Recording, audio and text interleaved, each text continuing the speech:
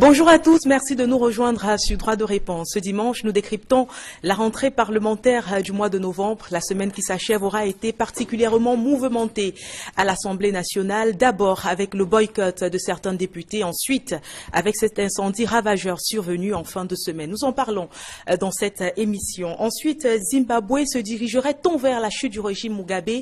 L'armée a pris le contrôle de l'État, mais refuse toujours de parler de coup d'État aujourd'hui. Elle parle d'une campagne d'épuration destinée à éloigner du président des personnes dangereuses, mais pourtant, une partie de la population zimbabwéenne demande le départ de Robert Mugabe. Dans son parti, la ZANU-PF également, on demande qu'il s'en aille. Enfin, que se passe-t-il à l'ENAM? On tentera de décrypter le gros scandale qu'on nous a servi en fin de semaine dans cette émission. Voilà pour le sommaire. Mesdames et messieurs, accueillons à présent Flavien Dongo pour la revue de la presse. Bonjour Flavien. Bonjour Kate, bonjour à tous les invités sur ce plateau. You have the floor. Alors, la presse, cette semaine, comme vous le savez, n'a pas dérogé à la tradition. Elle a rendu compte fidèlement, je l'imagine, avec notamment au sujet qui ont d'ailleurs attiré l'attention de ces journalistes, parlant notamment de la session parlementaire. Cameroun Tribune avait déjà donné le ton en évoquant déjà les enjeux du mois de novembre à l'hémicycle de Ngouaekele qui, selon bien sûr le quotidien gouvernemental, tourne autour de l'examen et l'adoption du projet de loi des finances 2018 dans un contexte marqué par des tensions dans le nord-ouest et le sud-ouest et bien entendu la persistance même de l'insécurité dans l'extrême nord. À ce sujet donc, le journal Émergence a souligné que le Social Democratic Front a opté pour le boycott de la session en cours. Le quotidien bilingue précise que les députés et sénateurs du Social Democratic Front vont manifester durant toute la session parlementaire. Dans la même lignée, la nouvelle expression a donc relevé que, bien sûr, les parlementaires, les social-démocrates front ont perdu la face devant leur population, raison pour laquelle il veut donc que le chef de l'État prenne des mesures fortes pour la restauration même de la paix dans les régions anglophones. Dans une autre apparition du quotidien gouvernemental Cameroun Tribune, on a pu lire que les chefs de deux chambres, que sont d'ailleurs le Sénat et l'Assemblée nationale, se sont insurgés contre les meurtres des hommes en tenue perpétrés donc dans les régions anglophones du pays. C'était lors des séances d'ouverture de cette session parlementaire. Voyez-vous que toutes ces analyses et commentaires ont été faites bien avant l'incendie qui a donc ravagé quelques étages à l'hémicycle de Ngouaekele. Alors, on parle également aujourd'hui sur notre sujet, notre plan. On parle de l'ENAM. Vous l'avez évoqué d'ailleurs en début de cette émission. D'ailleurs, le quotidien Le Jour fait savoir que l'affaire qui a débuté dans les bureaux de l'ENAM, bien sûr, la fonction publique, s'est finalement retrouvée dans la presse. Et le journal de dire que le ministre de la fonction publique a annulé donc les résultats du concours de l'ENAM après l'affichage des listes par le directeur général. Selon le quotidien Le Jour, la décision est donc survenue quelques heures seulement après la publication de ces admissibilités. Pour le messager, des soupçons de tripatouillage, fraude et clientélisme s'entremêlent donc sous fond d'apprivoisement personnel des textes réglementaires qui sont donc entre autres éléments qui motivent bien entendu l'affrontement que l'on vit à l'ENAM entre le ministre de la fonction publique et le directeur général de l'ENAM.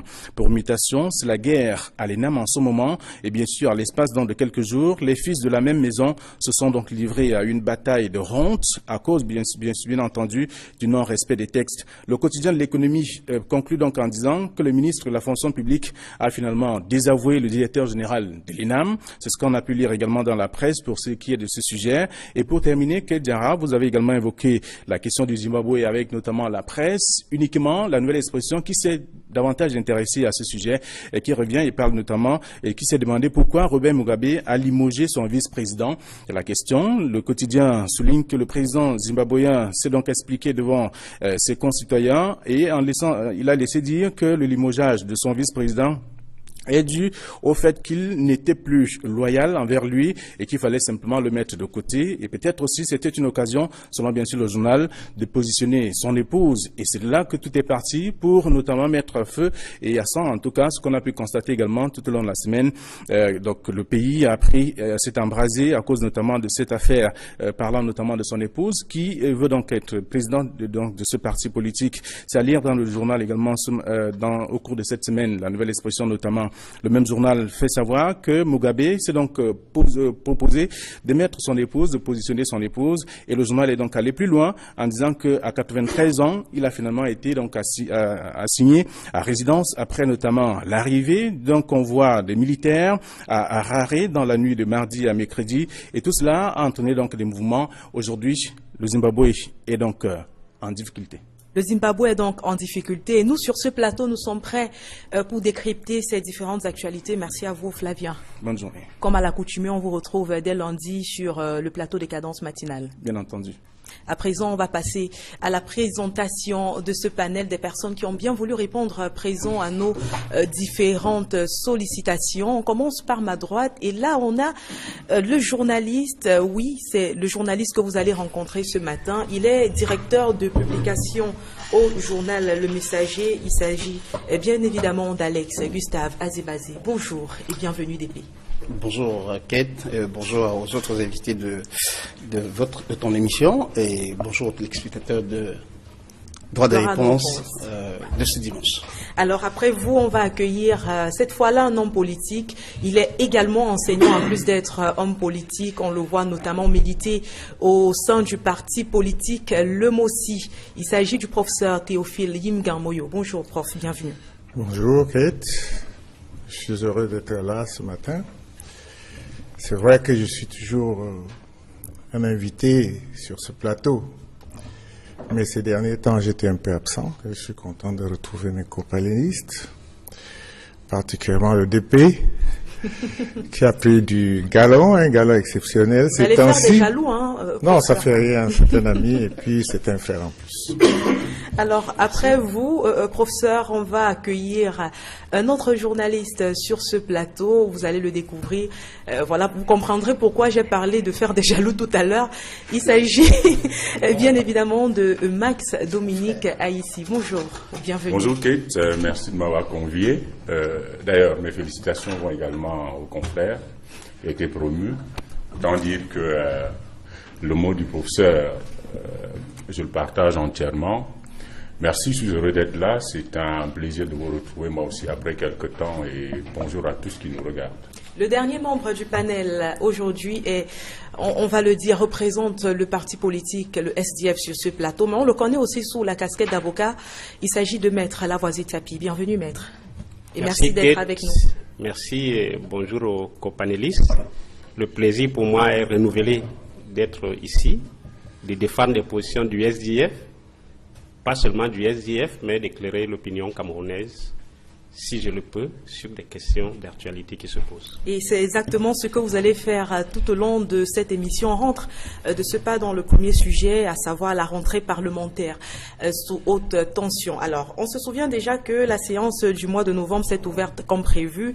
C'était ce mercredi à l'hémicycle de Ngwaekele et premier constat marquant, on se rendra compte que les députés du SDF ont décidé de boycotter cette rentrée parlementaire. Là, il avait déjà annoncé en début de semaine. Et puis finalement, ils vont tenir par la raison du boycott est assez simple pour les membres de ce parti. Le parti de la balance demande que le problème anglophone soit inscrit au tableau des sujets abordés au cours de la session. Ça fait tout de même 4 rentrées parlementaires qui se font en même temps que le problème anglophone est présent au Cameroun. Ils sont aujourd'hui en train de dénoncer l'impuissance du Parlement. Alors leur boycott ne va tout de même pas empêcher les travaux de se poursuivre au Parlement, mais coup de théâtre jeudi.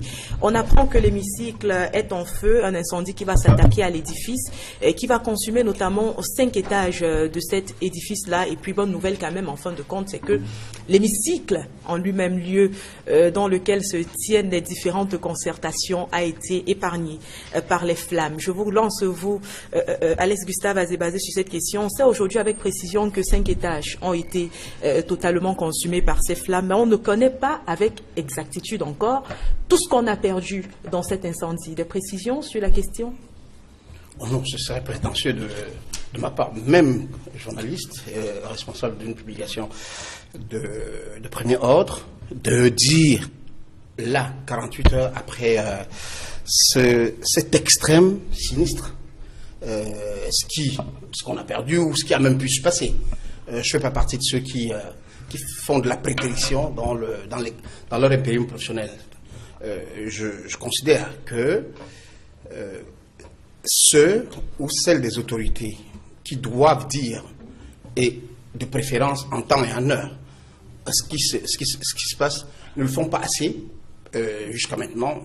Moi, je me serais attendu, en tant que quelqu'un qui suit les affaires publiques, que le procureur de la République de Yaoundé Centre Administratif, puisque l'hémicycle est situé dans l'espace territorial de Yaoundé Centre Administratif, qu'il fasse une communication sur les premiers éléments auxquels ces services, notamment la police judiciaire, a eu accès, parce que un sinistre public de cette nature-là, comment je vais dire, qui porte des dommages importants, doit faire l'objet d'une enquête judiciaire. On n'est pas habitué à ce genre de choses au Cameroun. S'il vous plaît, malheureusement. je ne fais pas partie de ceux qui considèrent que les habitudes font partie des règles. Moi, je parle des règles, et si en tant que citoyen, nous ne pouvons pas être attachés aux règles qui sont d'ordre public, hein. C'est pas des règles fixées par AZBAZ, c'est pas des règles fixées par, je sais pas, par mon frère Max ou tous les autres panélistes qui sont là. Il est souhaitable que, au lieu que ce soit le ministre de la Communication qui vienne à la télévision, comme je l'ai vu, je crois, vendredi après-midi, dire des choses. C'est bon que ce soit le procureur, après, bien entendu, la communication institutionnelle du Parlement, au travers de ses organes habilités, soit le président de l'Assemblée, soit par délégation son secrétaire général. Mais in fine, en procédant comme on l'a fait jusqu'ici, on donne l'impression de politiser une situation qui n'a pas lieu d'être. Parce qu'aucun Camerounais n'est heureux, en tout cas pour ma part, que l'institution, quelle que soit la critique ou la critique qu'on peut faire du fonctionnement des institutions dans notre pays, que l'institution qui est censée rassembler le plus les Camerounais, parce que le Parlement, dans une démocratie, est censé représenter la diversité des opinions, des courants, cette institution-là se retrouve dans une situation comme l'Assemblée nationale. En ce moment, si ça avait été hier, j'aurais la même réaction ou demain, mais en tout cas, c'est notre Assemblée nationale, et ce qui s'est passé mérite que très rapidement, les autorités, parallèlement aux spéculations que les uns et les autres vont faire, mais fixent l'opinion sur ce qui a pu se passer. Et malheureusement, ce n'est pas ce qui a été fait, du moins de façon assez directe, on peut le dire. Vous parliez tout à l'heure de l'attente de la sortie du procureur de la République qui n'a justement pas fait cette sortie-là. Et on a pu remarquer également quelque chose au niveau de l'opinion, c'est qu'il y a une partie de la population qui se retrouve un tout petit peu en train de jubiler, alors qu'on parle là de la destruction des institutions. Je souhaite que nous ne donnons pas plus de sens ou plus de valeur à des réactions qui, de mon point de vue, sont périphériques. Moi, j'ai effectivement parcouru je l'ai dit, des pages personnelles sur les réseaux sociaux où des gens ont pu dire que, ben voilà, c'est une marque comment je veux dire, d'un type de gouvernance qui, depuis des années, produit les citoyens. Même si ça avait été le cas, même si c'est le cas, j'insiste et je réitère que ce qui s'est passé, ce n'est pas une manifestation des citoyens, comme on a pu le voir au Burkina Faso lorsque le Parlement, le siège du Parlement burkinabé a été passé aux flammes. Et c'était l'expression politique, en tout cas, jusqu'à l'heure où nous parlons. Il ne me semble pas que ce qui s'est passé devant notre Parlement soit la manifestation d'une, comment je vais dire, d'une opposition ou d'une contestation de cette institution-là, même si, et on est sur le plateau avec un des leaders de l'opposition, il pourrait peut-être mieux nous en dire, mais pour l'instant, il ne s'agit pas de cela. Je n'ai pas vu des manifestations de citoyens qui allaient vers l'Assemblée nationale parce que bloqués ou bien pour contrer quelques projets du gouvernement et ont choisi de s'exprimer fortement pour dire à cette institution-là, nous ne souhaitons pas que vous délibériez parce que les projets qui sont sur votre table ne satisfont pas à nos attentes. Il s'agit d'un sinistre, d'un drame dont il faut établir, j'insiste, la nature. Merci. La nature, en tout cas, de mon point de vue, est présumée criminelle. Alors nous parlons. Merci. On dira à vous, Alex Gustave Azebazé. On va donner la parole à présent à Maître Tapi parce qu'on s'est rendu compte quand même dans le dénombrement qui a été fait que parmi les bureaux qui sont partis en fumée, il y a la permanence de votre parti, le SDF. Alors question, est-ce qu'il y avait à l'intérieur de cette permanence des documents importants pour votre parti? Oui, absolument. Il y avait... C'est le bureau du président du groupe parlementaire et le bureau du vice-président du groupe parlementaire SDF qui ont été tous ravagés par les flammes, le bureau de l'honorable Nietzsche et de Banazem. Ces deux députés-là ont vu leur bureau ravagé par les flammes. Bien évidemment que, au-delà de leurs documents personnels, il y avait des documents qui étaient liés à la vie du parti. Parce qu'un président du groupe parlementaire d'un parti politique, c'est quand même un dépositaire de nombreux secrets du parti. Alors, beaucoup de secrets du parti étaient dans son bureau à l'Assemblée nationale. On déplore tout ça. Il n'y avait pas de copie de ces documents-là? Ben, on va faire le recensement pour savoir exactement qu'est-ce qui a brûlé et qu'est-ce qu'on peut retrouver, qu'est-ce qu'on peut reconstituer. Mais déjà, je voudrais dire que cet incendie pose quand même un problème de sécurisation de nos institutions. Exactement. Il me semble que une Assemblée nationale qui brûle, telle qu'on l'a vu, notre Assemblée brûlée, est une préoccupation extrêmement grave. Ça veut dire que nos institutions ne sont pas sécurisées. En d'autres termes, même le palais d'Etoudi peut prendre feu comme ça.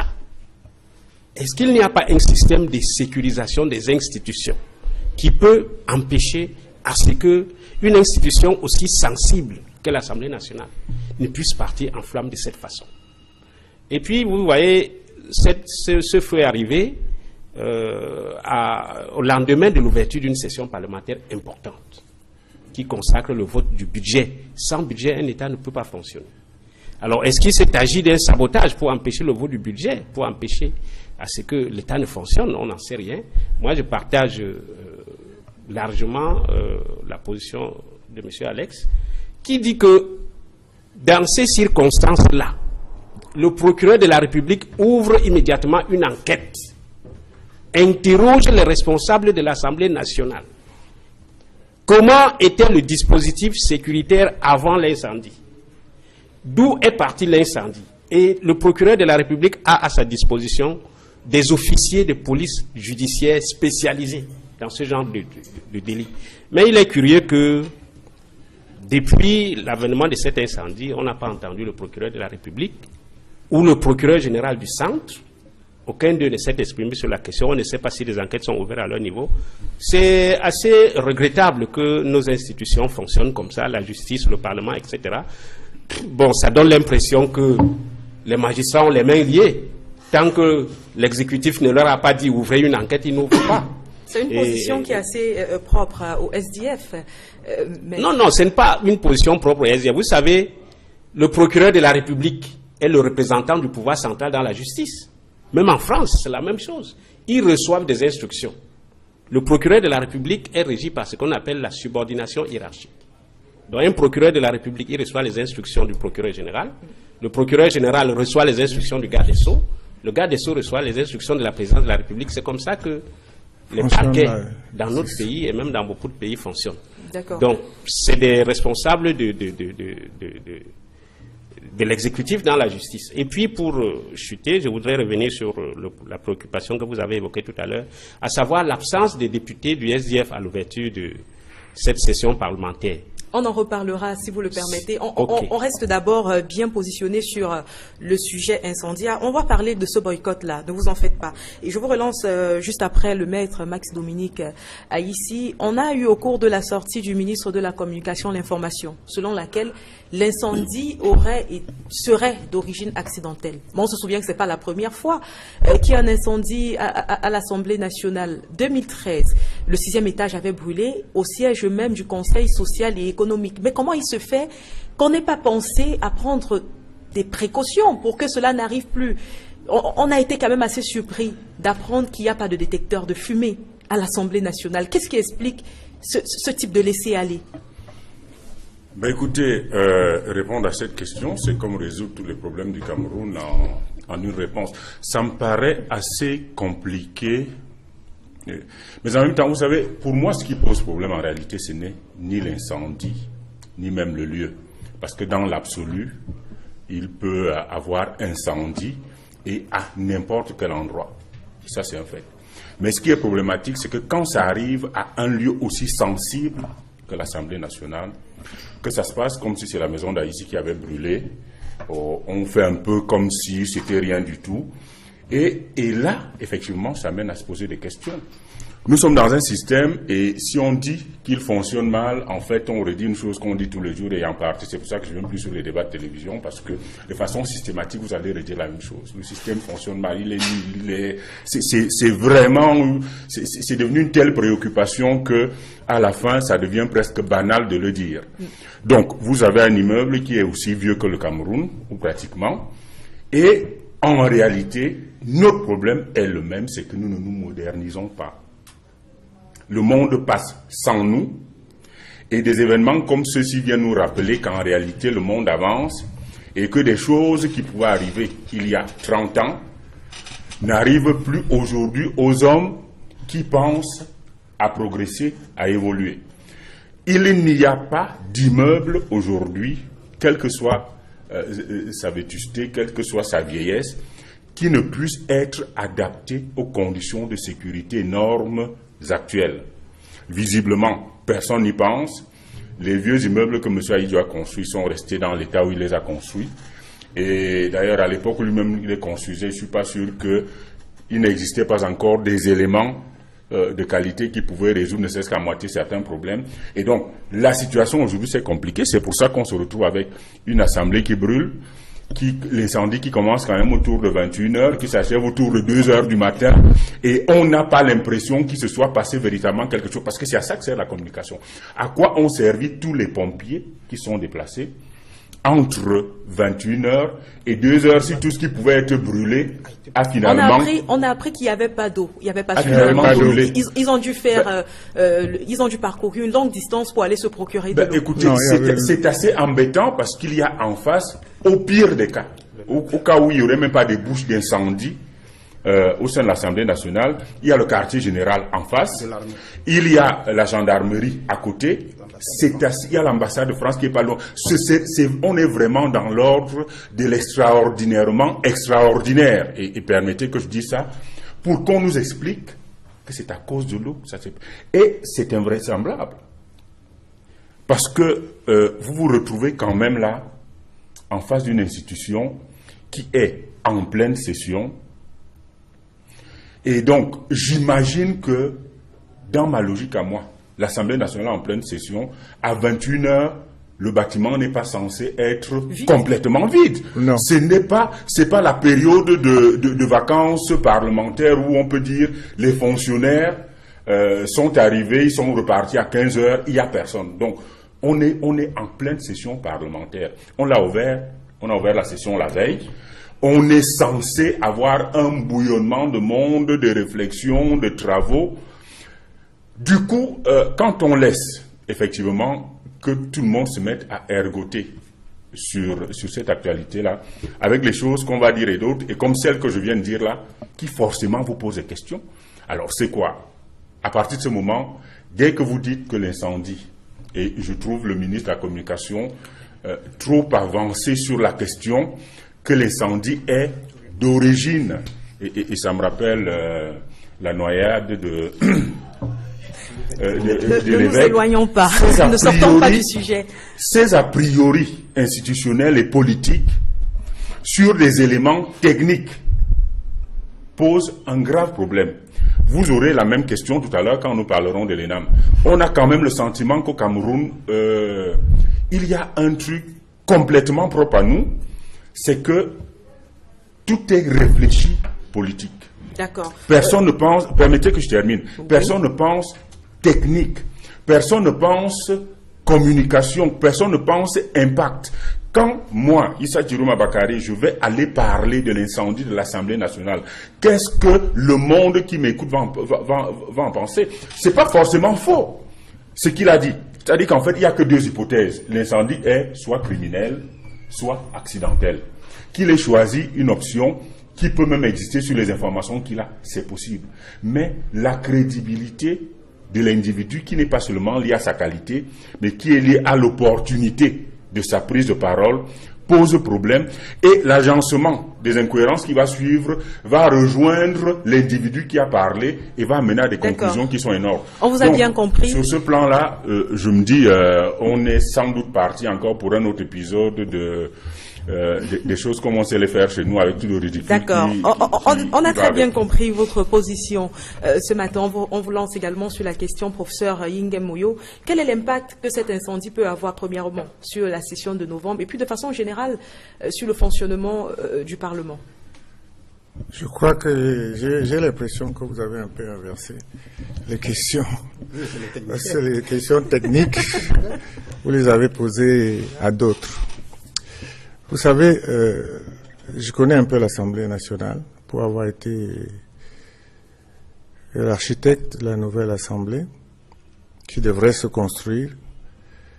On a commencé à ce projet en 1987. Et il est toujours en projet, on ne sait toujours pas quand est-ce qu'il va être construit. Pourtant, les études sont terminées. Ce qui me fait dire que le Cameroun est une curiosité, c'est parce que ce bâtiment a brûlé il y a une dizaine d'années, je pense, le même bâtiment. Et lorsque j'ai analysé les vidéos, j'ai vu que la partie la plus en flamme était toujours du même côté que celle de la dernière, que le récent incendie. Alors, je me suis dit, mais il doit y avoir un problème de sécurité incendie. Vous savez, lorsque le ministre de la Communication dit que c'est un incendie accidentel, il n'a pas tort. Mais vous savez, un incendie accidentel a des origines. Si les origines proviennent d'une faute professionnelle ou d'une faute administrative, ça peut devenir un incendie d'origine criminelle. Parce que ce bâtiment est une curiosité. Il n'est pas construit comme tous les autres bâtiments de la ville. Il y a d'abord des produits, du matériel inflammable. Vous avez vu les bardages, l'acier, tout ça sur les façades. Vous avez vu à quelle vitesse ça brûlait. Les cloisons sont en bois et ça brûle très vite. Et la question que je me suis posée, c'est est-ce que les causes de cet incendie ne sont pas les mêmes qui ont été à l'origine de l'incendie il y a 10 ans. Il est très probable que ce soit le cas. Et si c'est le cas, pourquoi n'a-t-on pas prêté attention aux conclusions du rapport qui avait été fait à l'époque? Lors du tout premier. Parce qu'il y a eu un rapport qui a été fait. J'ai eu un peu accès à ce rapport. Il y a eu court-circuit.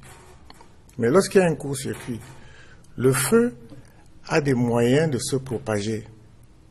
Et s'il se propage, c'est qu'on n'a pas fait attention, même au niveau du cours, il y a court-circuit. Vous avez parlé tout à l'heure de la sécurité incendie.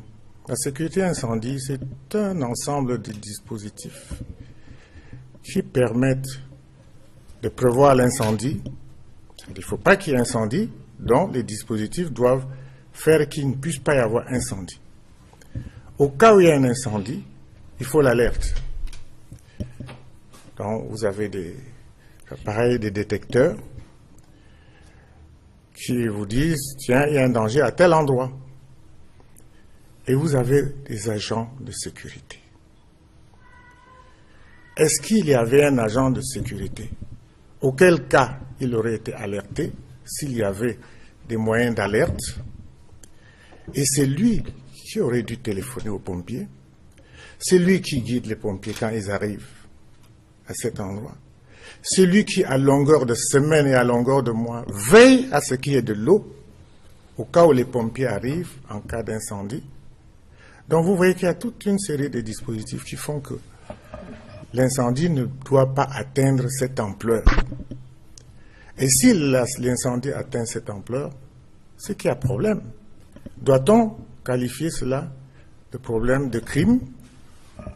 C'est le procureur qui peut le dire. Tu peux donner la confirmation Oui, aujourd'hui. mais toujours est-il que la question que je peux me poser, c'est est-ce qu'on a exploité le rapport qui était suite à l'incendie qu'il y a eu dernièrement? Et si on a exploité ce rapport, je pense que le feu n'aurait pas atteint les proportions que nous avons eues l'autre jour. D'accord. Je vous propose de sortir carrément de ce sujet sur l'incendie, mais on reste tout de même dans l'Assemblée nationale. Et là, on va vous permettre, le temps de souffler, de relancer également Maître Lavoisier Tiapi, puisque c'est un sujet qui lui tient à cœur. Qu'est-ce qui a motivé Maître Tiapi, le boycott des députés du SDF, des parlementaires de façon générale, SDF à cette rentrée parlementaire? Ben, les parlementaires l'ont expliqué eux-mêmes. C'est la crise anglophone qui est toujours d'actualité, qui est à l'origine de ce boycott. Il me semble que ce n'est pas normal que l'État reste indifférent face à des élèves anglophones qui entament une deuxième année sans fréquenter. Pour des dirigeants qui laissent faire, qui laissent les élèves ne pas fréquenter 2 années durant, je pense qu'il y a quelque chose qui ne va pas. Et le deuxième élément, c'est que la radicalisation des anglophones face à la non-résolution de leurs problèmes a pris une autre proportion. Ces anglophones sont allés encercler les députés du SDF pour les empêcher d'aller à Yaoundé, d'aller à l'Assemblée nationale. Donc nos députés, pour la plupart, originaires du Nord-Ouest, étaient séquestrés à leur domicile. Et cette situation était connue du président de l'Assemblée nationale et du président du Sénat. Ils étaient régulièrement informés de la situation, à la fois par le président du groupe du SDF et le président du groupe au Sénat, et par les députés et les sénateurs eux-mêmes, qui ont eu à appeler leur président pour les informer de la situation.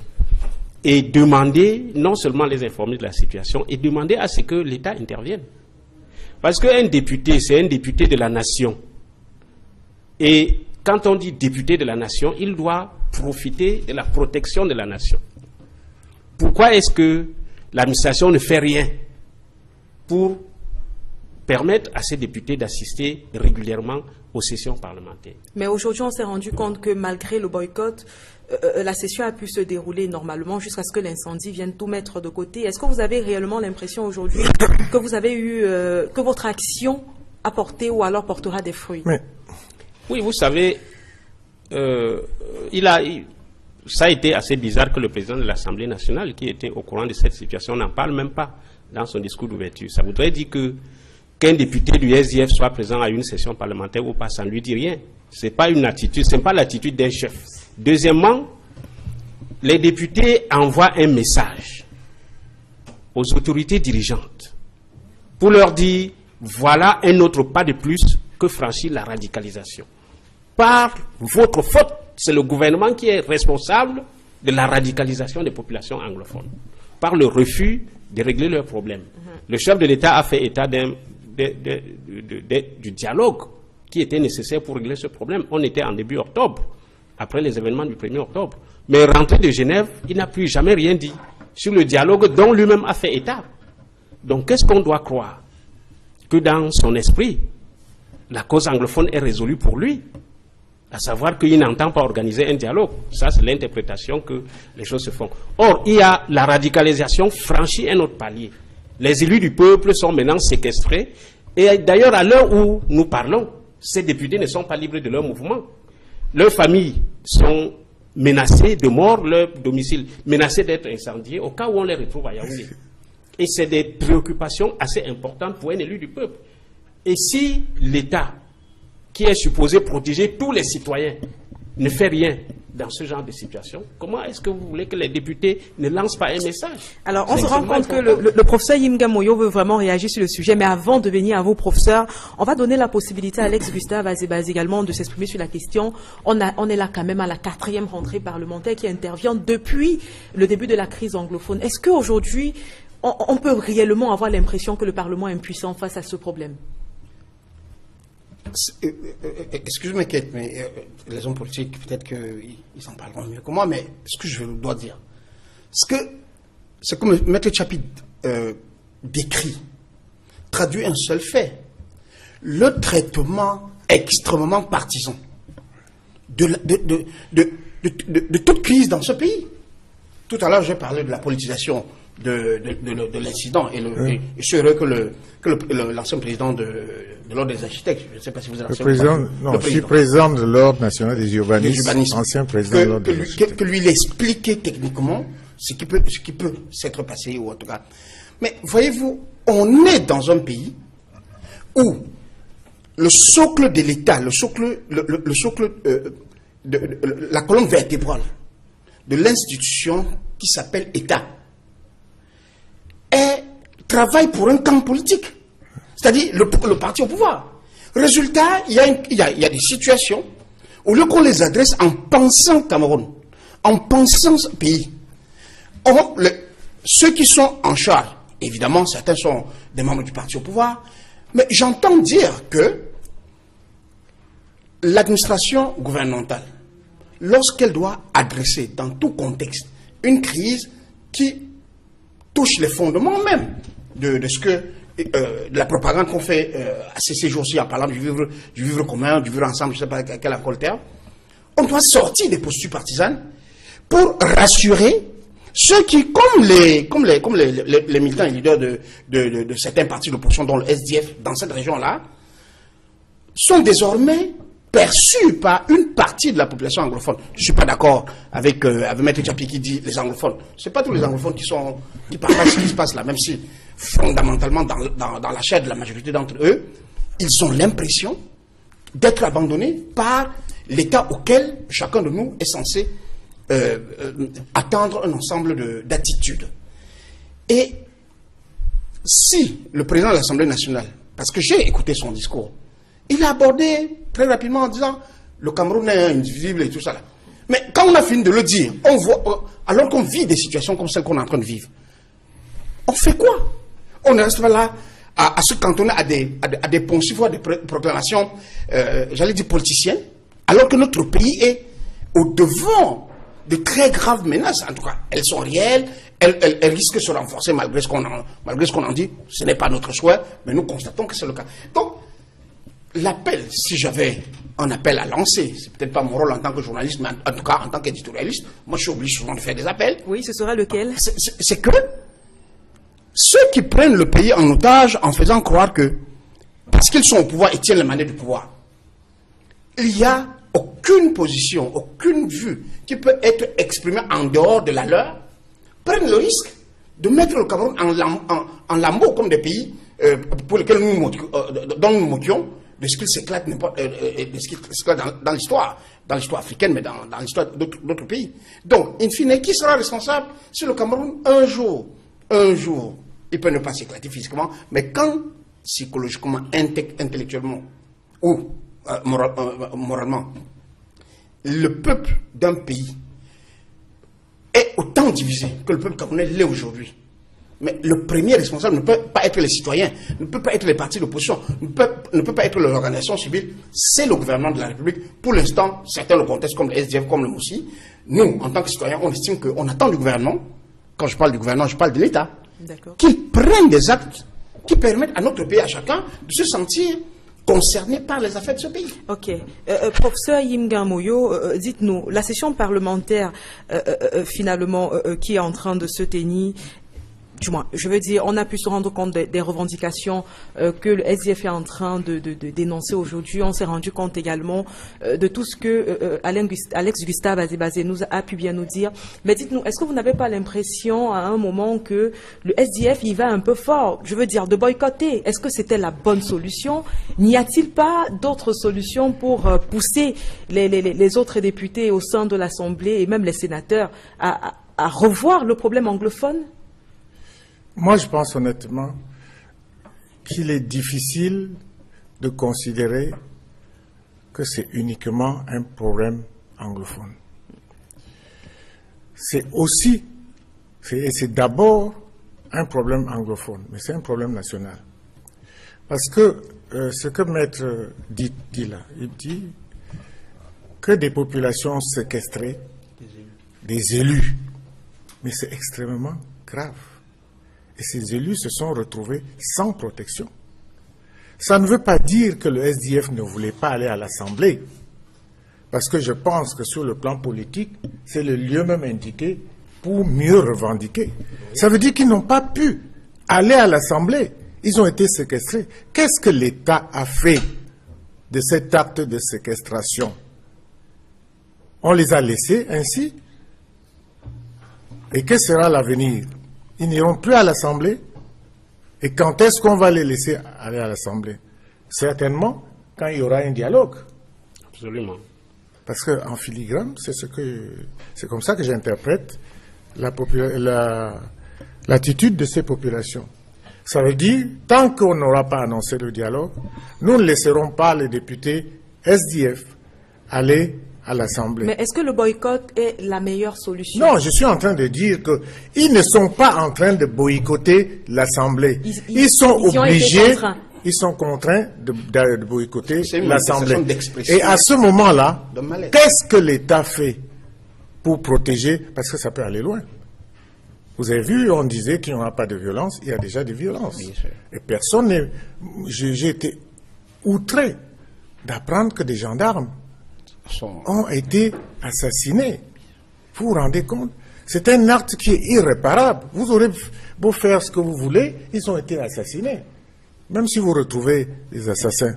Donc, ne poussons pas les gens à l'extrême.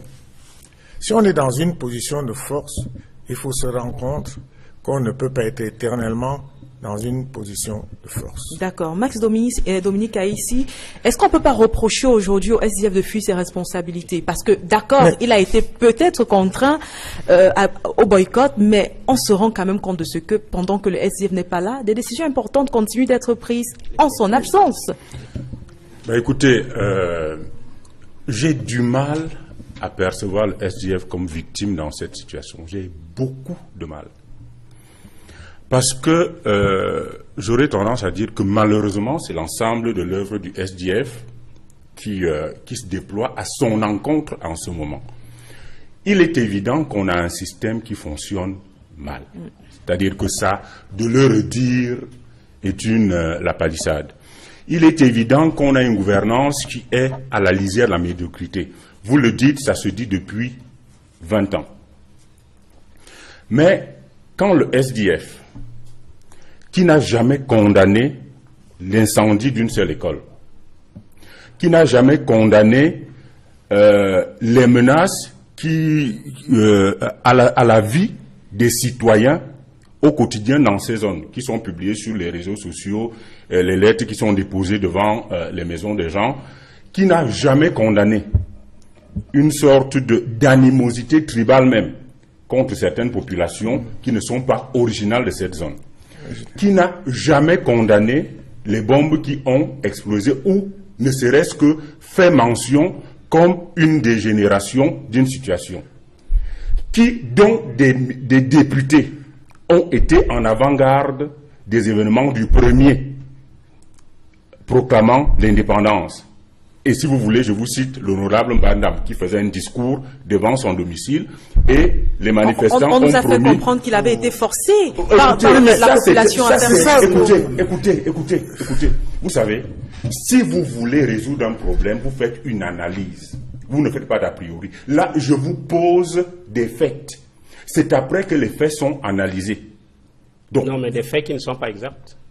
Vous n'êtes pas informé du tout. L'honorable Mbandam n'a pas fait un discours de la position du SDF. Il n'ira plus siéger à l'Assemblée. Vous n'avez pas vu cette vidéo? C'est pas ce qu'il a dit.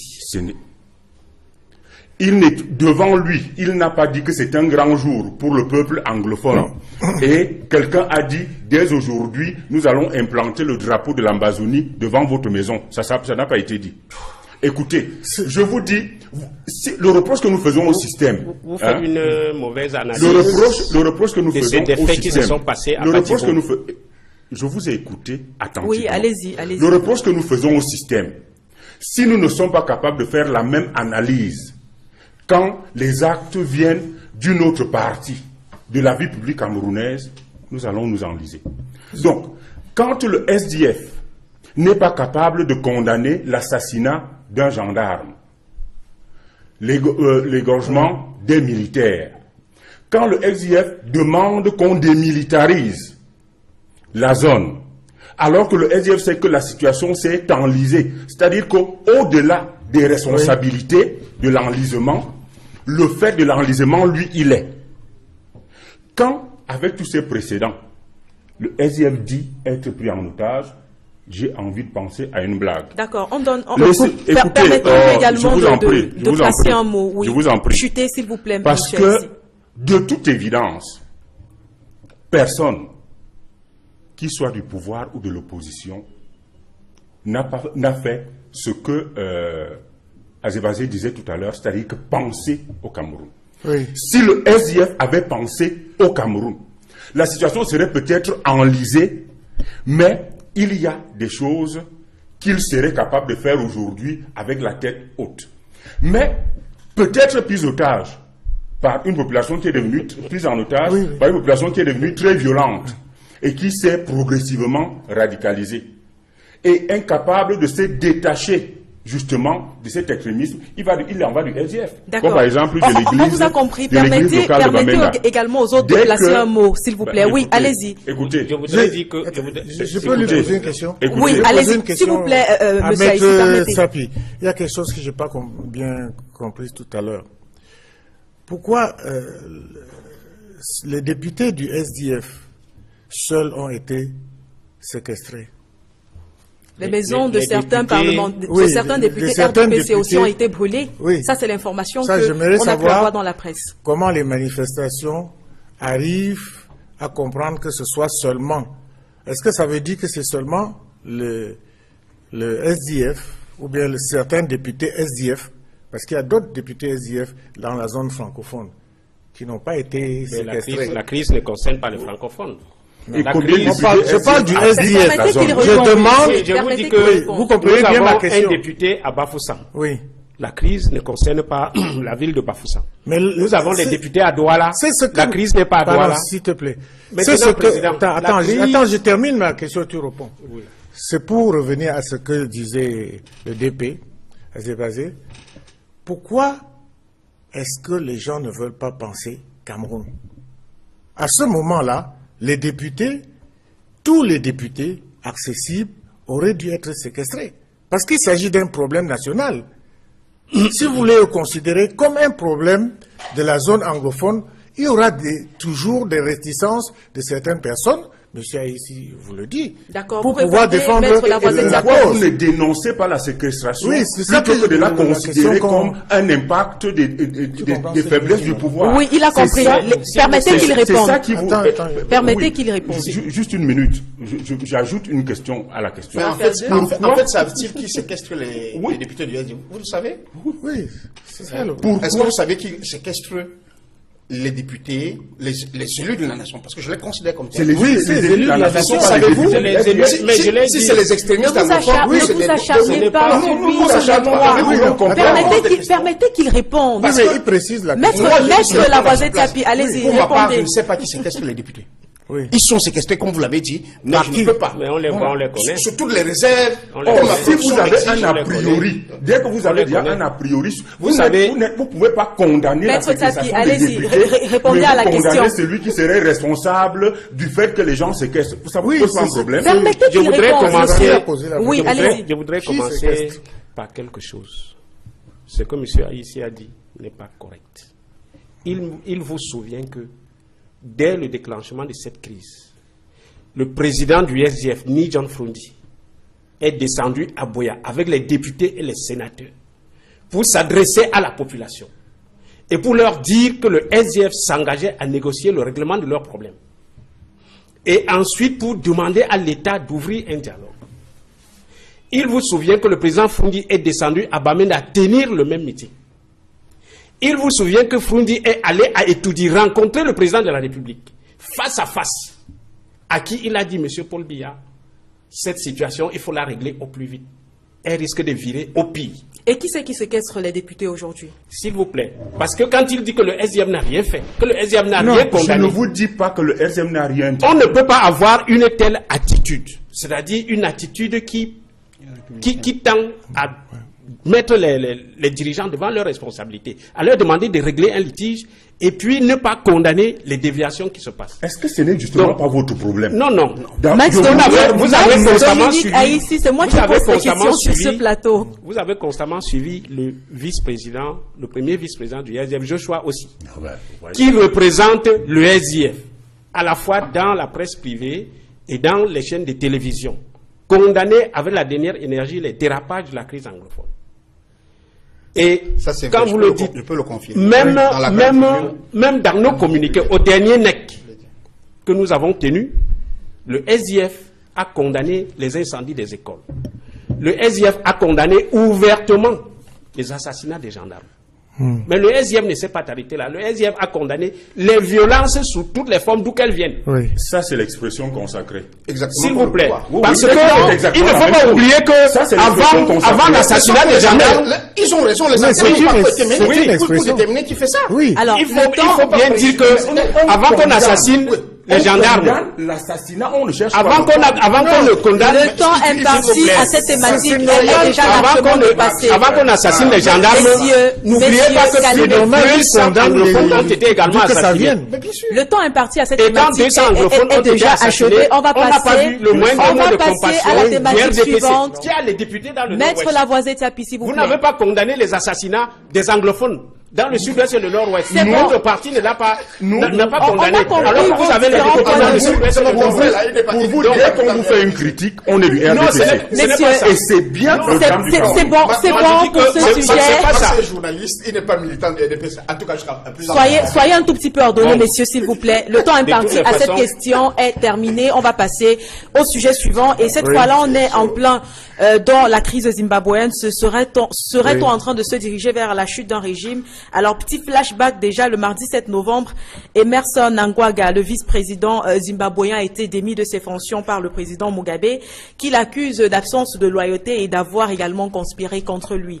Toute chose qui va pousser Emerson à l'exil, et dans un communiqué qui a été rendu public, il va notamment avouer avoir été vilipendé, empoisonné, mais il va surtout promettre de revenir au Zimbabwe afin de retirer entre les mains de retirer le pays entre les mains de ce président qu'il considère comme étant entêté et qui refuse de partir. Lors de sa sortie du mercredi 8 novembre, Mugabe annonce qu'il est candidat aux élections de 2018 et le mardi 14 novembre, l'armée prend le contrôle du pays. Et alors que tout le monde se demande ce qui se passe dans ce pays-là, son porte-parole, Sibu Siso Moyo, fait une sortie pour préciser qu'il ne s'agit pas d'un coup d'État, mais juste d'une campagne d'épuration qui consiste à enlever autour du président des criminels. La communauté internationale fait de multiples sorties pour appeler au dialogue et au respect de l'ordre constitutionnel. Et puis finalement, on a des émissaires sud-africains qui vont descendre sur Harare afin d'implémenter une sorte de dialogue entre les différentes parties. Mais le président Mugabe refuse de démissionner. La dernière actualité sur la question nous fait comprendre qu'une partie de la population zimbabwéenne était hier dans les rues pour demander le départ du président Mugabe. On se rend également compte de ce qu'au sein de son propre parti, le parti au pouvoir, la ZANU PF, on demande aujourd'hui au président de démissionner, sinon on le fera à sa place. Et je vous lance sur le sujet, Max Dominique Haïssi. Comment on appelle ce qui est en train de se passer au Zimbabwe si ce n'est un coup d'État? Ben écoutez, c'est mieux qu'un coup d'État, c'est ce qui arrive naturellement à tous qui s'entêtent de façon, mais alors vraiment obstinée à garder le pouvoir. Je suis très gêné parce que dans l'histoire de l'Afrique, M. Mugabe aurait dû être une icône. C'est-à-dire que c'est quelqu'un à qui c'est qu'on aurait dû enseigner aux jeunes Africains dans l'avenir de l'Afrique. J'espère que, comme l'histoire ne retient pas que le mauvais, et on saura retenir de lui le meilleur, mais c'est un coup d'État. Mais le pire, c'est la façon dont il procède. Et vous voyez bien que les militaires, en fait, ils sont assez malins. Et ils vont progressivement vers ce qu'ils veulent. Ils ne veulent pas faire un coup d'État, mais ils veulent que le peuple se saisisse la question et fasse partir Mugabe. Et on y va progressivement. J'espère qu'on y arrivera assez vite pour que qu'on n'arrive pas à l'enlisement total. Parce que malheureusement, l'homme Mugabe a tellement cristallisé un certain nombre de choses que si la situation venait à durer, aller au-delà d'un mois, ça risque s'enliser et ne pas servir le peuple zimbabwéen. Mais c'est un coup d'État en bonne et due forme. Et c'est, de mon point de vue, le modèle d'une armée qui est capable, à un moment, de prendre ses responsabilités quand des individus qui se rendent bien compte qu'ils sont épuisés. Moi, je l'ai vu à l'ONU il y a quelques semaines, mais c'est à la limite du ridicule. Et je suis gêné de dire ça de quelqu'un pour qui toute l'Afrique devrait avoir beaucoup de respect. C'est ridicule. Et quand on en arrive là, il faut...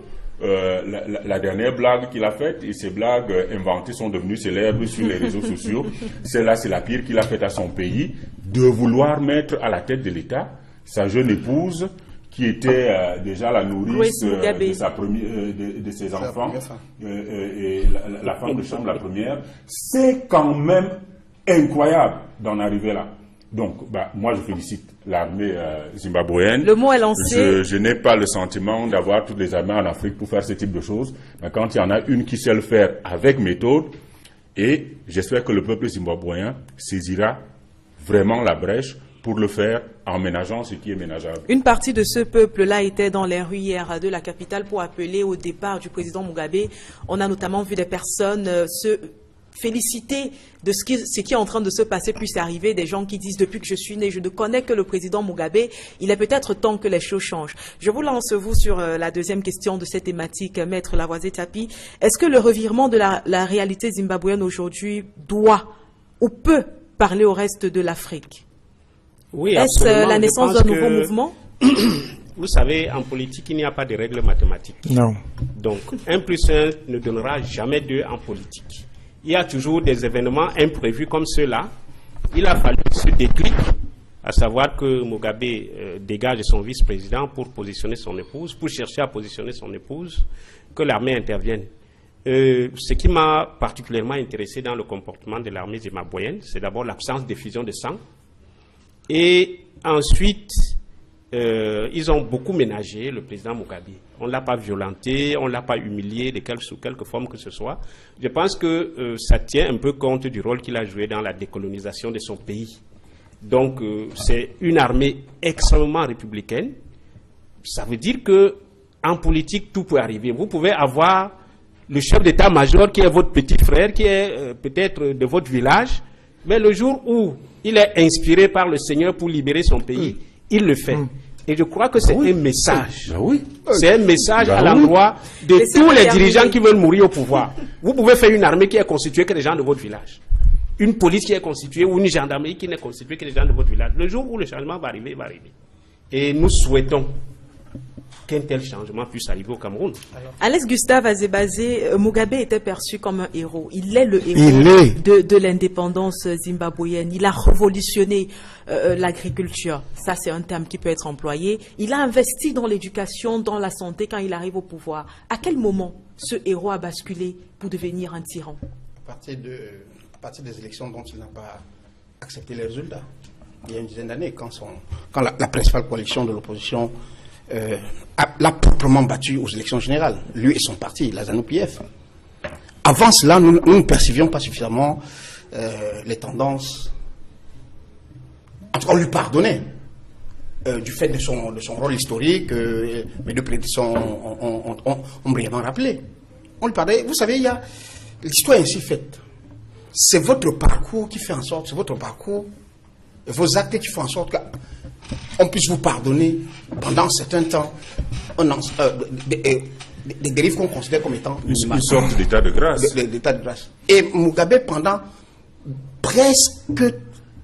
plus de 25 ans, les Africains et même les Zimbabwéens lui ont pardonné en se disant il est le père de l'indépendance ou de la lutte pour la libération de ce pays-là, qui était dominé par une minorité blanche, coloniale. Mais dès l'instant où ce croyant super aimé par son peuple, il a organisé des élections, je crois que c'était en 2010 ou 2011, et que la coalition de l'opposition a gagné. Parmi les gens qui l'ont aidé à voler ces élections-là, il y a bien le vice-président avec qui il est en désaccord aujourd'hui. Il y a bien l'armée qui est issue du même moule. C'est son armée. C'est son armée. C'est les gars avec lesquels il a mené la lutte pour la libération du Zimbabwe, c'est les gars avec lesquels il a brisé la faction de la ZANU de Jovan Komo, qui était en fait le leader le plus consensuel, mais celui qui a utilisé la force pour l'éliminer. En politique, c'est souvent comme ça en Afrique, il n'y a pas deux têtes dans un marigot. Et donc aujourd'hui, moi je ne fais pas partie de ceux qui peuvent pleurer sur le sort du président Mugabe. Moi aussi. Il ne faut... Non. Quand on préparait cette émission, j'ai dit, les panafricanistes, moi je suis un panafricaniste, mais pas un panafricaniste qui va venir considérer que ceux des nôtres, ou ceux des leaders africains, progressistes, en viennent à penser qu'ils sont indispensables. Non. Quels que soient les dérives qu'ils commettent. On a décrit tout à l'heure que le président Mugabe, devenant, je ne veux pas utiliser ce terme-là, on est à la télévision, mais certains disent qu'il est pratiquement devenu sénile. Oui. Il est devenu l'objet de sa jeune épouse, qui fait n'importe quoi, qui fait n'importe quoi. Mais bon sang, qu'est-ce qui l'oblige à rester là pour transformer le pays, le pays qui représentait pour une certaine opinion africaine, c'est-à-dire notre génération. Nous regardions le Zimbabwe de Robert Mugabe comme l'idéal de ce qu'on peut faire dans des pays pour, comment je vais dire, limiter la domination étrangère. Oui. Même si je n'étais pas d'accord avec la manière dont il a fait la réforme agraire.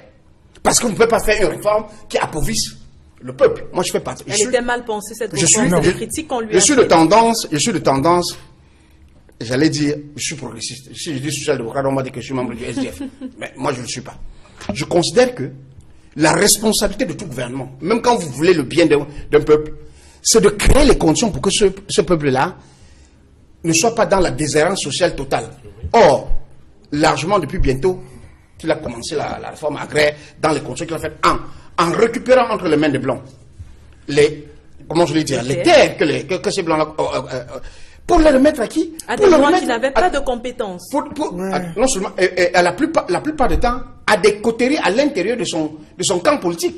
Il n'a pas créé des conditions pour que tous ceux qui avaient besoin de terres pour continuer à produire dans l'intérêt de tous les Zimbabwéens et même d'exporter, il n'a pas fait. Donc il a fait le clientélisme en utilisant la réforme agraire. Et de ce point de vue-là, j'estime que même si c'était nécessaire, et je continue à penser que c'était nécessaire, la manière de la mener a été très mal faite dans ce pays. Il y a beaucoup de gens qui demandent qu'une réforme foncière, peut-être agraire, ait lieu. Mais si elle est faite pour prendre les terres aux pays, je ne sais pas, j'allais dire aux paysans, aux expatriés, pour donner aux membres du parti au pouvoir ou aux élus de l'opposition qui sont des alliés du parti au pouvoir, moi je soutiendrai jamais une telle réforme. Alors, donc je conclus sur ce point en disant que l'armée, j'entends dire que l'armée zimbabwéenne est très républicaine. C'est possible la manière dont telle manœuvre. Mais en fait, c'est une armée idéologiquement très bien formée. Parce que historiquement, elle a fait partie d'un mouvement de libération. Elle est en train d'éviter que la révolution pour laquelle la plupart d'entre eux ont participé ne soit patrimonialisée par leur chef, qui est le président Mugabe. D'accord. Alex Gustave Azebadé, permettez également que Yimga Moyo donne son point de vue sur la question. Lorsqu'on va jeter un regard sur les pays africains aujourd'hui, on se rend compte que beaucoup de pays sont dans la réalité zimbabwéenne. Des chefs d'État qui se maintiennent au pouvoir, qui usent de stratégies inavouables pour garder le cap. Mais aujourd'hui, lorsqu'on regarde ce qui est en train de se passer au Zimbabwe, est-ce qu'il ne faut pas penser à un moment à quitter le pouvoir avant que le pouvoir ne soit arraché? Je suis gêné par l'analyse de mon frère Azebadé, parce qu'il y a beaucoup de choses qui sont justes dans son analyse. Mais dans chaque parcours politique, il faut faire un bilan global. Et je pense que celui de Mugabe est positif pour l'Afrique. Ça, c'est la première chose. La deuxième chose, Mugabe était âgé. Et lorsqu'on le voit dans la scène publique, il était au bord de la déchéance. Ça peut être l'objet d'une indulgence. Parce qu'à un moment donné, vous ne pouvez même plus démissionner parce que vous n'avez plus la vision. Et je pense que ça aussi, lorsqu'on le voit les derniers temps, on comprend bien qu'il n'avait plus la capacité de réflexion nécessaire. Sinon, il n'aurait jamais laissé un compagnon de lutte pour sa femme. Ce n'est plus le Mugabe que l'on a connu. Ça, c'est la deuxième chose. Pour ce qui est de la réforme agraire, je pense que là, on tient compte seulement de la politique intérieure du Zimbabwe sans tenir compte des agents extérieurs. Parce qu'au fond, lorsqu'il y a eu la réforme agraire, cela ne s'est pas passé comme ça. Il a laissé des terres et des très bonnes terres aux Blancs, à condition que les terres que les Blancs laissaient aux Noirs, ils puissent avoir les moyens, ce sont les accords de Lancaster, qu'ils puissent avoir les moyens d'exploiter ces terres. Une fois que les accords ont été signés, les autres ont fait comme ils font d'habitude, ils n'ont plus rien respecté. Ce qui fait que les Noirs se sont retrouvés là, ils n'avaient plus les moyens pour exploiter des terres. Ce sont les raisons pour lesquelles nous avons le drame de Libye. Vous vous rendez compte? Lorsque vous vous promenez au Cameroun, vous voyez des vastes terres cultivables. Il paraît que ces terres ont déjà été cédées à des pays, à des ressortissants des pays étrangers. Et nos enfants sont vendus en Libye comme des esclaves pour travailler dans le désert, dans des terres désertiques. Vous vous rendez compte? Et une autre curiosité africaine. Vous avez des chefs d'État qui sont des supplétifs des grosses sociétés internationales qui disent à Mugabe de quitter le pouvoir. Vous vous rendez compte? Et ils laissent les Libyens acheter leurs enfants pour être esclaves dans le désert. Vous savez ce que c'est cultiver les terres désertiques? C'est terrible. Alors que nos terres sont cédées à des Chinois, à des Indiens, à tout cela. Donc, Mugabe a fait beaucoup pour l'éveil de la conscience africaine. Et que les chefs de l'État, qui ne sont même pas capables de critiquer ce qui se passe en Libye, et qui sont des chefs d'État africains par procuration, qui n'essayent pas de donner des leçons à des patriotes. D'accord. Aujourd'hui, on est en train d'accuser une personne. Elle est un tout petit peu vue comme la chute, le déclin de Mugabe. Et vous-même, vous l'avez d'ailleurs dit, c'est son épouse, Grace Mugabe, appelée également Gucci Grace par les Libyens, disgraceful par les Zimbabwéens. Voilà, j'y arrive, pardon. Est-ce qu'on peut dire au jour d'aujourd'hui que c'est Grace qui est à l'origine de la chute de Mugabe, en précisant qu'avant d'être mariée au président zimbabwéen, elle était d'abord avec un autre monsieur, Stanley Gorerassa, et c'est étant la secrétaire du président Mugabe qu'elle commence à avoir une liaison avec lui, et puis finalement ils font 2 enfants, l'épouse de monsieur Mugabe décède, ils finissent par se marier, mais on ne comprend pas. Comment est-ce qu'on peut dire au jour d'aujourd'hui que c'est son épouse Grace qui est à l'origine de sa chute? Parce qu'elle aurait pu le conseiller. Écoutez, c'est la somme. Plus jeune. C'est la somme. Il y a un catalyseur final. Et je crois que c'est en fait, on considère l'événement final du mouvement. Mais en réalité, si le président Mugabe décide de partir il y a 10 ans. Oui, c'est ça le problème. Il peut aller en toute quiétude. Avec toi. Et il peut aller en toute quiétude. Nous le célébrons, bien sûr. Et il choisit, il y a 10 ans, il choisit qui reste à sa place. Oui. C'est-à-dire qu'il est vraiment quiet. S'il décide de partir il y a 5 ans, il reste le héros. D'ailleurs, il y a 5 ans, c'est encore plus, avec la Libye et tout le reste, il a pris une autre dimension. Je crois d'ailleurs qu'à un moment, il était président de l'Union africaine. Oui, bien sûr. Ça atteint d'autres hauteurs. Je crois que Grace est en réalité la goutte d'eau qui est venue faire déborder le vase. Et malheureusement, c'est la goutte d'eau qui tombe la première. Quand le vase déborde, en fait, c'est celle qui fait déborder, qui tombe la première, ou bien qui fait tomber la première goutte, parce qu'on ne sait jamais laquelle tombe en fait.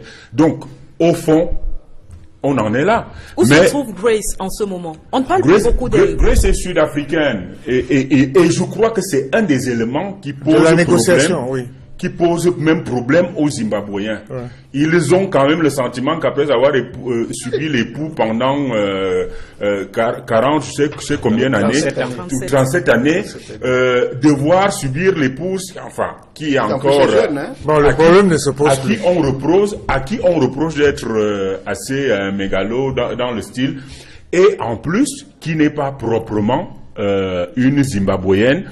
Ça donne l'impression au peuple et aux agents politiques zimbabwéens de ne pas valoir dans un combat qui a été le leur. Mais en fait, la pauvre Grèce, elle est en réalité, comme tous ceux qui sont pris dans le tourment du pouvoir. Vous voyez Grèce là-bas, il y en a plein ici, et on n'a pas parlé les names, vous allez vous en rendre compte, l'ivresse, on en parlera. L'ivresse du pouvoir, et c'est bien qu'on en parle. Parce que souvent le drame de l'Afrique, c'est de ne pas saisir les causes premières des faits. C'est-à-dire que quand il y a une situation comme celle-là, on se lance dans le populisme, on va dans tous les sens. C'est bien d'aller voir au fond ce que peut vous faire l'ivresse du pouvoir. Vous avez été l'épouse d'un chef d'État, vous avez bénéficié de tout ce que ça peut vous apporter comme gloire au pouvoir, mais vous n'arrivez plus à vous arrêter. Vous avez envie d'être président de la République. Vous ne réalisez même pas qu'au moment où vous arriviez, il y a des gens qui avaient 25 ans de prétention au même poste. C'est-à-dire que vous êtes incapable de réaliser ça. Le truc qui nous arrive au quotidien, c'est qu'exactement ce que nous voulons, nous refusons aux autres d'avoir la même prétention avec plus de légitimité. Donc, en fait, c'est à ça qu'on arrive. Et moi, personnellement, je la vois comme un accessoire dans cette affaire. C'est-à-dire que c'est pourtant, il y a des féministes qui attestent quand même de ce que Grace est un bourreau, est une sorte d'animal politique. Où est-ce qu'il a tout fait pour rentrer au sein de la ZANU-PF, qui a tout fait pour mettre hors d'état de nuit toutes les personnes qui osaient lever la tête contre son mari. Aujourd'hui, pour la réviser au statut de... C'est l'autoritarisme. On utilise des instruments de coercition qui sont à la disposition de son mari. Et puis tous les animaux politiques ne sont pas destinés à être présents à la République. C'est le problème que nous avons à Yaoundé, où tout le monde à Yaoundé croit qu'il peut être présent à la République. C'est le problème que nous avons au Cameroun, où chaque tribu pense qu'elle doit avoir le président de la République. C'est le problème que nous avons où on en est arrivé à exiger le président de la République selon les langues. Parce qu'on a le sentiment que le destin présidentiel est l'option préférentielle de l'immense majorité. Non. La présidentialité est une élite. C'est-à-dire que c'est une destinée qui est réservée à un petit groupe de personnes. Et ailleurs, vous le voyez. Vous savez, en France, qui est au service de M. Macron. Mais c'est des gens qui sont dans la vie politique française depuis une trentaine d'années. Vous savez qui l'a amené à l'Élysée? Parce que le destin politique est réservé à un petit groupe de personnes. Et il faut arrêter de penser que tout le monde on n'a plus beaucoup de temps. On n'a plus beaucoup de temps. On va permettre également aux autres de donner leur dernier point de vue sur la question. Je suis avec vous, Maître Tapi. Est-ce qu'au-delà de toutes les considérations qu'on peut avoir aujourd'hui pour le Zimbabwe, pour le président Mugabe et même pour son armée, l'armée a-t-elle vocation à s'immiscer dans le processus de gestion d'un pays? Est-ce que c'est pas le rôle des politiques, du peuple? L'armée a-t-elle ce rôle-là? Oui. On dit généralement que l'armée est là pour défendre l'intégrité territoriale, mais également l'armée est là pour défendre la population. Et si l'armée du Zimbabwe a fait ce qu'elle a fait, on a aussi vu que dans d'autres pays, par exemple au Burkina Faso, Compaoré a été lâché par son armée. C'est pour ça que la population l'a facilement renversé. Donc, dans la plupart des pays où vous verrez les révolutions se passer rapidement, c'est parce que l'armée soit lâche ou l'armée apporte son soutien. Et à ce prix-là, je pense que les armées jouent vraiment leur rôle et c'est bien. Alex Gustave Azebazé, que pourrait-il se passer au Zimbabwe dans les jours à venir? Qu'adviendra-t-il du président Mugabe et de sa famille? C'est dommage que c'est moi qui doive parler comme ça. Je crois que le sort de la famille du président Mugabe est moins important que le sort du Zimbabwe. Arrêtons de sacraliser des individus au détriment des nations. Le Zimbabwe va au-devant des ennuis par l'entêtement du président Mugabe. De ce point de vue-là, son sort à lui, même si les médiateurs sud-africains dont le président est chef de la SADC, essaie de lui amener, de trouver un moyen d'obtenir une porte de sortie honorable qui ne va pas déboucher sur l'humiliation. Mais tant qu'à faire, moi je ne suis pas partisan de la violence. Mais je considère que si le président Mugabe continue à s'entêter, malheureusement, les gens passeront, on ira au bras de force. La manifestation de la population hier n'est pas juste un effet de mode. C'est un message pour rappeler que le rapport de force politique n'est pas en sa faveur. Et qu'ils doivent en prendre acte. Le professeur Imna a dit une chose tout à l'heure. Je ne suis pas sûr que le président Mugabe soit même en mesure de réaliser ce qui est en train de lui arriver.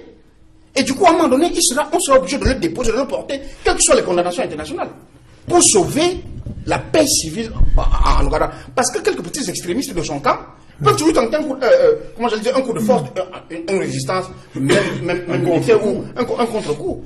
Et le résultat, s'ils tentent cela, ça va se régler au sang. Personne de nous ne le souhaite. Personne de nous ne le souhaite, connaissant l'histoire du Zimbabwe. On souhaite que, rapidement, cette médiation, ces négociations qui sont mises en place, qu'elles se bouclent.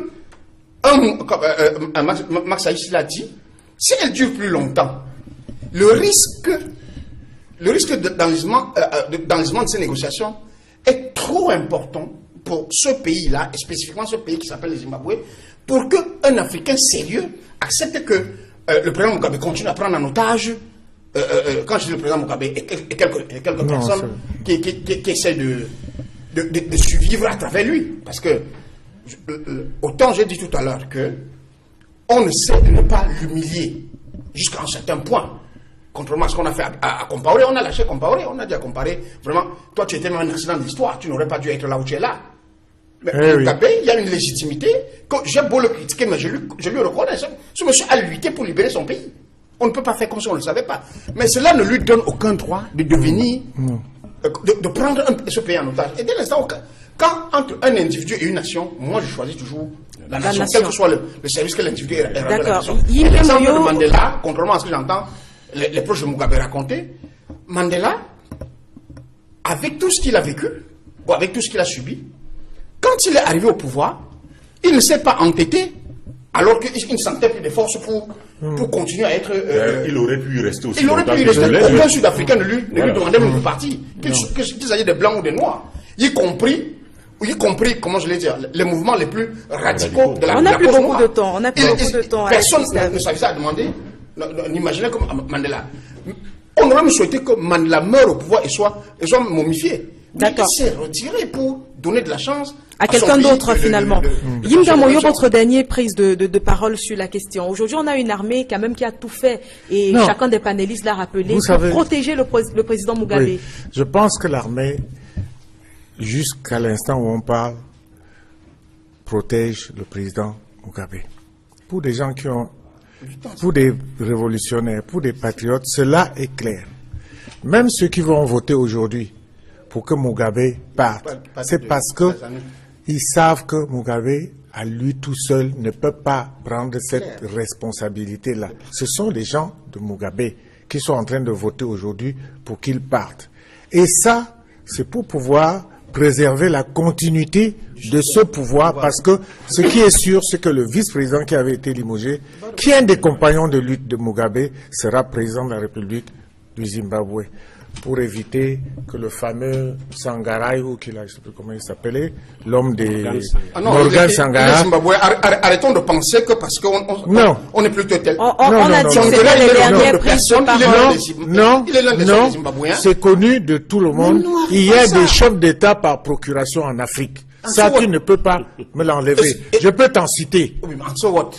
C'est un Zimbabwéen, monsieur. Oui, Monsieur, on sort du sujet. Il est Zimbabwéen. Parce qu'on a plus beaucoup de temps et qu'il faut qu'on aborde la troisième thématique également à l'ordre du jour. Et cette thématique-là, c'est le scandale à l'ENAM. Alors, on peut dire en conclusion, ou bien alors en introduction, si vous voulez, que le pays aura été très mouvementé au cours de cette semaine, en plus des événements de l'Assemblée nationale. On a assisté en fin de semaine à un bras de fer finalement non voilé à l'École nationale d'administration et de magistrature statut entre le directeur de cette école-là, Linus Toussaint Munjana, et le ministre de la fonction publique et des réformes administratives, Ange Michel Angouin. Le premier a publié des résultats que le second s'est empressé d'annuler quelques heures plus tard, accusant finalement le DG de n'avoir pas respecté la procédure.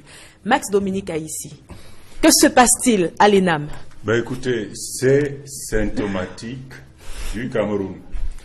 C'est-à-dire que, en fait, c'est du copier-coller. Ouais. Pour moi, toutes les analyses du Cameroun, c'est presque la même chose. Les textes sont clairs. Ils sont probablement mauvais, et je suis d'avis, mais les textes sont clairs. Celui qui a l'autorité technique sur l'ENAM et le concours de l'ENAM, c'est le ministère. Et les textes ne s'arrêtent pas là. Ils disent même qu'est-ce que le ministère fait dans le cadre précis du concours. Qu'est-ce qu'il est arrivé à M. Toussaint Munjana de s'imaginer qu'il peut aller outre des textes dans une situation d'une telle sensibilité? Vous gérez peut-être la maison d'Aïs, si vous pouvez aller. Aïs, c'est un con. Je vais faire un truc et puis on va passer. Mais il s'agit du concours de l'ENAM. L'année où M. Paul Biya présente sa fille et son fils. Donc, les questions de sensibilité et sur la problématique sont encore plus graves. Vous êtes dans une période Vous chutez parce qu'on n'a pas beaucoup de temps. Vous êtes dans une période où tout le monde est regardant sur les concours, notamment impact de la question anglophone, impact des revendications des cousins de Zébazé, des cousins de Zébazé sur le nombre de Bamileke ou pas qui passent des examens. Donc vous avez ce type de situation à gérer. Et c'est là où vous choisissez de passer outre. Je trouve ça extraordinaire, mais en fait, tout ce que ça peut vous dire, c'est qu'on est effectivement en face d'un système qui, je vais utiliser l'expression, excusez-moi... Est vieillissant? Non, mais qui dégueule. C'est-à-dire qui se vomit, qui s'auto-vomit. Les gens ne comprennent plus quel est leur rôle, quel est le sens de leur rôle, mais... J'espère qu'on pourra revenir là-dessus. La question reste claire. Maître Lavoisier Tsapi... Est-ce que les écoles... public doit chutez s'il vous plaît, on n'a plus beaucoup de temps. Il me semble que c'est une des problématiques essentielles qu'il faut traiter dans cette question. D'accord. Maître Lavoisier Tsapi, ce n'est pas la première fois qu'on assiste à ce bras de fer toujours au sein de l'ENAM, toujours entre le directeur de l'ENAM et le ministre. La dernière fois, c'était en 2005. Et en ce moment-là, ENAM Benoît Naton... Bon. Merci beaucoup. Il était directeur général et le ministre était Inoni Frem. Mais était Benjamin Ama. Ah, d'accord. Mais qu'est-ce qui se passe au sein de l'institution camerounaise? Il a fallu à un moment l'arbitrage du premier ministre Inoni Frem pour rappeler à chacune de ces deux personnalités le rôle qui est le sien. Aujourd'hui, rebelote, ils remettent ça et on n'a pas l'impression finalement qu'ils respectent ceux vers qui ils doivent se tourner. Que se passe-t-il au sein du gouvernement camerounais? Le constat est tout simple. Le Cameroun n'est pas gouverné. Le Cameroun n'est pas gouverné parce que je ne comprends pas que le directeur de l'ENAM se rebelle contre le ministre de la fonction publique. Qu'il choisisse de violer les textes, les lois pour proclamer les résultats d'un concours qu'il n'a pas organisé. Donc, je pense que vous avez au gouvernement des ministres qui ne disent même pas bonjour au Premier ministre. Donc, ce système de violation de loi, il a même commencé en haut lieu. C'est le président de la République qui donne l'exemple et l'entêtement à ses ministres. Il vous souvient que pour passer de la République unie à la République du Cameroun, c'était par un décret. Est-ce que la Constitution du Cameroun prévoyait qu'on passe par décret pour changer la forme de l'État? C'est soit par une loi ou par un référendum. L'article 36 de la Constitution de 1972 est assez clair là-dessus. Quand le président Paul Biya et son parti perdent toutes les grandes villes en 1996, il attend un an, en 1997, il prend un décret, enfin il fait passer une loi à l'Assemblée nationale pour créer les délégués du gouvernement dans ces villes et les reprendre. Mais cette loi prévoit que le chef de l'État nomme les délégués du gouvernement et leurs adjoints Et il y a cette expression. Donc ils ne nomment pas les délégués et les isolent. Depuis 1997, on est à 20 ans qu'on a nommé les délégués du gouvernement. Le président de la République n'a jamais nommé les adjoints. Donc ils ne respectent pas la loi sur le fonctionnement des communes. Aujourd'hui, ces ministres le suivent. Aujourd'hui, vous êtes en train oui, de dire. aujourd'hui, ces ministres le suivent. Ils donnent l'exemple, les ministres suivent. Vous comprenez? Notre pays n'est plus gouverné. On est dans une république des réseaux. Parce que le directeur de l'ENAM, il y a une chose que peut-être les Camerounais n'ont pas beaucoup vue. Les deux enfants du chef de l'État qui viennent composer, c'est le directeur de l'ENAM qui va les chercher dans sa voiture. Ça veut dire si le chef de l'État peut te confier son fils pour le conduire à un concours, ça veut dire qu'il y a une confiance exceptionnelle. Donc il a ses réseaux, il a ses entrées à la présidence de la République. Donc il peut se moquer de son ministre de tutelle. Et si vous croyez que sous Aïdjo, un directeur général pouvait se rebeller contre son ministre, la sanction tombait le lendemain. D'accord. Allez, Gustave Azebazé. Oui, merci, mais je voudrais dire, parce que c'est extrêmement grave. Le cas que vous avez évoqué, le cas de Benoît Donsoumé et de Benjamin Amama, mais c'est le ministre de la fonction publique qui a été sacrifié, c'est lui qu'on a enlevé. Alors que Donsoumé avait violé manifestement la loi en proclamant les résultats en lieu et place du ministre de la fonction publique. C'est le ministre qui était dans la légalité qui a été sacrifié. Quel message donc les dirigeants veulent donner au peuple camerounais? Que les textes ne servent à rien? On est dans cette situation avec le concours de l'ENAM. Comment est-ce que le directeur général publie les résultats en lieu et place de son ministre?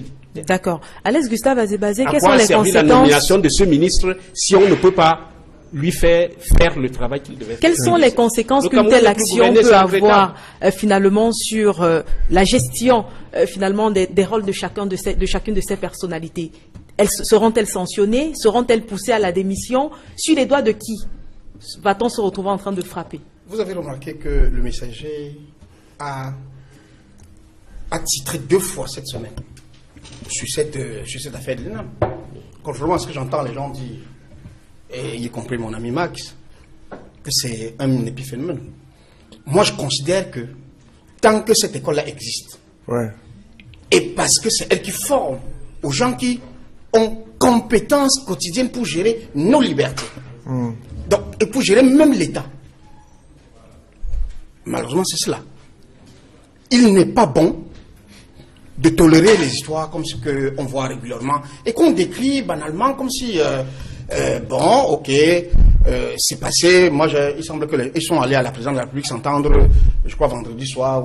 Oui, il est venu republier. Et le ministre est venu publier les résultats presque différents. Parce qu'il y a un écart entre les deux. Hein, parce que j'entends les gens dire que c'est les mêmes résultats qui ont été publiés. C'est faux. En tout cas, le Messager revient dans son édition de lundi. Donc, quand vous voyez ça, en termes de perception de la gouvernance camerounaise, peut-être que ça ne dit plus rien aux plus hauts responsables de notre État, mais nous, ça nous préoccupe. Moi, quand je suis en face de partenaires ou d'autres Africains ou d'autres partenaires du Cameroun, ils vous disent, mais c'est quoi votre pays où chacun peut faire ce qu'il veut et c'est pas réglé? Est-ce qu'on doit considérer que le Cameroun est un peu comme le Zimbabwe où l'État étant hyper centralisé, les ordres viennent souvent pratiquement de la même personne, pas individu, de la même autorité, le président de la République. Et donc, tant qu'il n'a pas donné ou il n'a pas lâché quelqu'un, cette personne peut faire tout ce qu'il veut. D'accord. Parce que l'affaire de l'ENAM... On va finalement aussi permettre, si vous le permettez, on est en fin d'émission, déjà on est en train de sortir. On va permettre à Inge Moyo de donner son point de vue sur la question, vraiment pour sortir. Parce oui, moi je pense honnêtement que tout ce cafouillage-là vient du non-respect des principes au sein des institutions universitaires. C'est le chancelier, c'est un jury qui donne les résultats. Lorsque c'est le ministre, tout ça, là, on a tout un micmac qui va se créer et ce sera un système de réseau. Dans une institution universitaire, il y a un jury qui est mis en place, on corrige les devoirs, on corrige les copies et ensuite il dépouille et il donne les résultats. C'est pour ça qu'il y a égalité des chances dans tous ces domaines. D'accord, merci à vous. Je voudrais, professeur, on a vraiment plus de temps. La permission pour lancer un message. En quelques secondes. Appel, oui, je voudrais lancer un appel pressant au président de la République.